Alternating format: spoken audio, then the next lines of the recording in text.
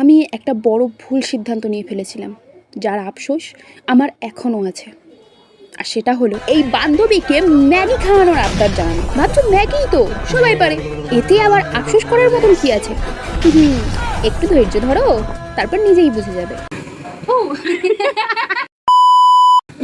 আমি এখন আজকে হয়ে গেছি ফুড ব্লগার। প্রথমে কি গেল দিদি? আপাতত দেখুন কাঁচা লঙ্কা দিয়ে জল ফুটিয়ে তার মধ্যে ম্যাগি দেওয়া হয়েছে। অত্যাধিক বুদ্ধির সাথে বেশি করে জল দিয়ে এখন জল কমানো হচ্ছে। ওর থেকে একটু হালকা করে চেটে খেয়েছি বলে কি বকান বক। ভালো মানুষ ঢুকিয়ে চেটে চেটে খেতেই পারি। আমার কেন মনে হচ্ছে যে ম্যাগিটা নিজে চিপকাবে এর চক। দেখুন এই হচ্ছে স্পেশাল জিনিস। আরে কি লাগছে! হওয়া ম্যাগিতে জল দিয়ে ম্যাগি স্বাদ বিগড়ানো কাকে বলে সেটা এই রাঁধুনির থেকে আপনারা শিখতে পারেন। দেখ রে ও দয়া। बंद करो हाथ जोड़। আজকের পাগলামি এই পর্যন্তই। Bye bye.